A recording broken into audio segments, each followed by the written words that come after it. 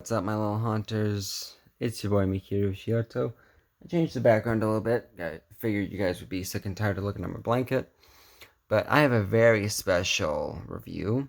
Not of this poster, although this is a very good looking poster, especially for its age. But no, I'm about to take you back to 2003 with one character. And you may love him, you may hate him, but you may also love to hate him. Green Goblin. Now, before some of you start freaking out and be like, "What, Mikiryu? You're not supposed to review Goblin." Shh. My channel, my choice on who I review. But this is by far the coolest form of Goblin to me.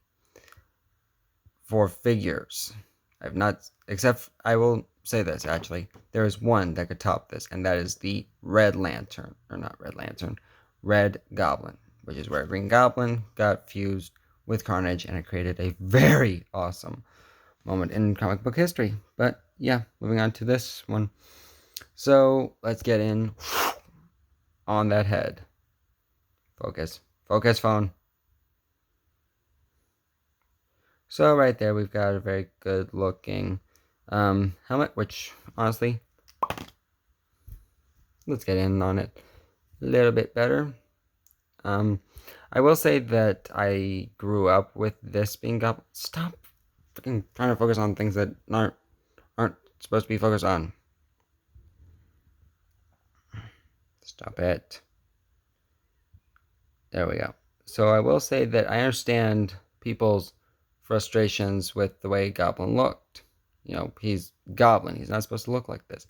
But let's see if we can find him. He may not actually be on here. He may be hiding somewhere else in the background. But let's face it, nowadays you guys probably wouldn't, but I'm asking those fans who watched the movie, would you have honestly preferred that he be wearing that medieval satchel stuff as opposed to this awesome armor that kind of is reminiscent of scales? But let's get to it. So we've got that. We have a six-pack. I don't remember Goblin being that muscular. We have the the rib armor details. Focus, please. There we go. And then we've got all of that good looking detail in the arm. I'm just going to do this review mostly facing down. That way it focuses where I need it to, guys.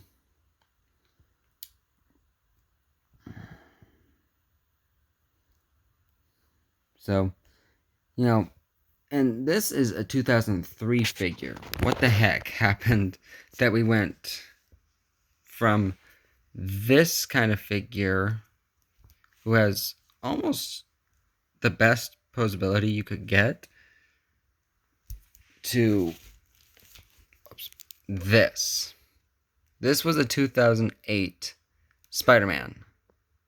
How did we go from having almost near perfect articulation for consumers readily and collectors, but mostly for children, to this? And now we're back at things like this.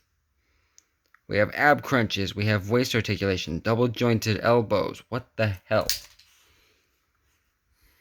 And that's exactly what we get with this Goblin. We get double jointed elbows, armor articulation. It's not just shoulder articulation, it is full blown armor articulation. This armor moves with this guy's arm. Look at that. Look. We don't get that very often now. Now we're subjected, or we didn't for a while. So, yeah, double jointed elbows. They are loose, but thankfully you get more than 90. You actually get a 180-degree bend. Because you get 90 there, 180. You can literally make him turn into a ball with his arms. Head articulation, I didn't do this. Can be side or is side to side. There is no real up and down per se. You can get him to do that, and forgetting that's all the articulation you get in the head, but that's pretty much all you needed. Because if you got the glider, I didn't get the glider. I re-bought this at a toy convention, which no longer occurs thanks COVID. Fucking Chinese. Don't get me started.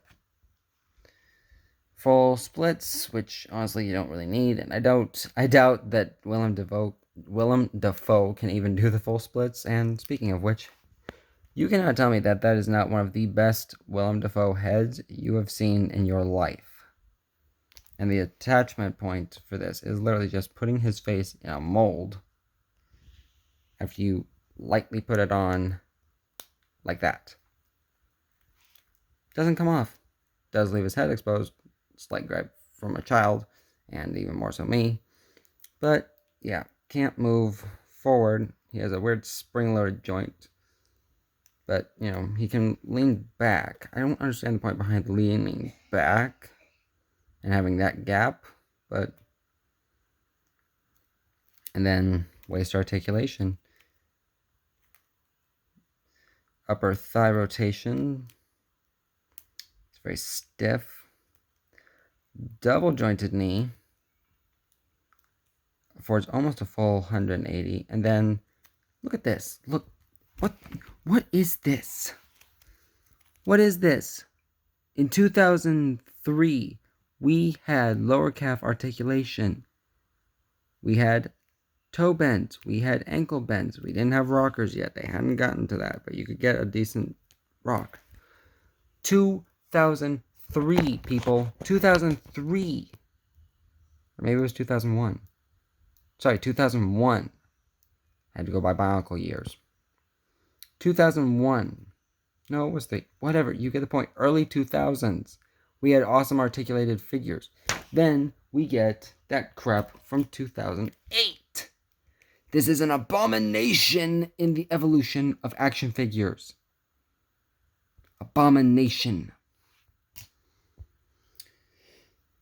And just as a color comparison, because some of you may have one or you may have both, there's 2 green goblins. And I don't know about you guys, but that face that literally haunted my nightmares for a week after watching Spider-Man for 13 times. All in the same day. I fell asleep a few times, but I paid attention to that movie the whole time. I was watching the movie while sleeping. I'd watched it that many times. But yeah, you can't tell me that this isn't a good toy. This is Ghost Rider rank on my scale that I've currently got going.